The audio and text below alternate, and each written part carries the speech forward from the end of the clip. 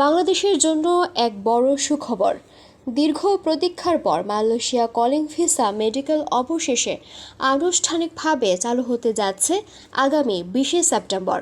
ইতিমধ্যেই সরকারি প্রজ্ঞাপন জারি করা হয়েছে, যেখানে স্পষ্টভাবে উল্লেখ রয়েছে যে এই প্রক্রিয়া সম্পূর্ণ হবে শুধুমাত্র অনুমোদিত এজেন্সি ও মেডিকেল সেন্টারের মাধ্যমে। সরকারি বিজ্ঞপ্তি অনুযায়ী নতুন তালিকায় শুধুমাত্র সেই মেডিকেল সেন্টারের নাম অন্তর্ভুক্ত করা হয়েছে যাদের বিরুদ্ধে অতীতে কোনো ধরনের দুর্নীতি বা অনিয়মের অভিযোগ নেই। পূর্ববর্তী সময়ে অনিয়মে অভিযুক্ত সব সেন্টারকে বাদ দিয়ে নতুন তালিকা প্রকাশ করা হয়েছে।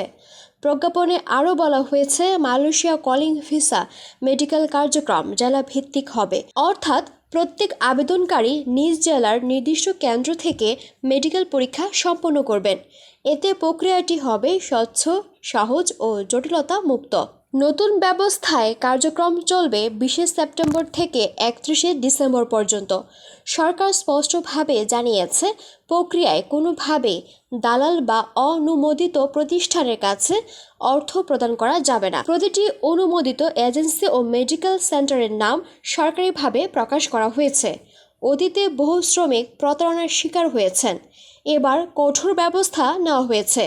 যদি কোনো সেন্টারের বিরুদ্ধে দুর্নীতি বা অনিয়মের অভিযোগ উঠে, সঙ্গে সঙ্গে তার অনুমোদন বাতিল করা হবে। প্রজ্ঞাপনে উল্লেখ রয়েছে যে নির্দিষ্ট ফি ধার্য করা হয়েছে, যা স্বচ্ছ ও এককভাবে নির্ধারিত।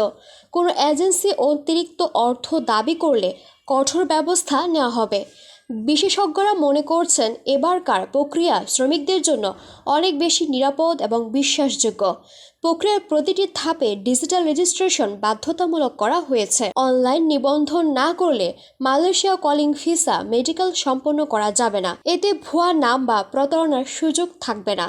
সরকারের আশা, এই প্রক্রিয়ার মাধ্যমে শ্রমিকদের আস্থা ফিরিয়ে আনা সম্ভব হবে। মালয়েশিয়ার বিভিন্ন খাতে যেমন কনস্ট্রাকশন, প্ল্যান্টেশন ও ফ্যাক্টরি সেক্টরে বাংলাদেশি শ্রমিকদের ব্যাপক চাহিদা তৈরি হয়েছে। সফলভাবে মেডিকেল সম্পন্ন হলে বিদেশে যাওয়ার পথ আরও সহজ হবে।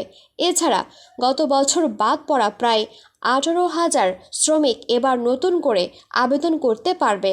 সব মিলিয়ে বলা যায়, মালয়েশিয়া কলিং ভিসা মেডিকেল কেবল একটি মেডিকেল পরীক্ষা নয়, এটি বাংলাদেশি শ্রমিকদের বৈদেশিক কর্মসংস্থানের জন্য অন্যতম প্রধান ধাপ। আগামী 20 সেপ্টেম্বর থেকে কার্যক্রম শুরু হলে শ্রম বাজারে নতুন দিগন্তের সূচনা হবে।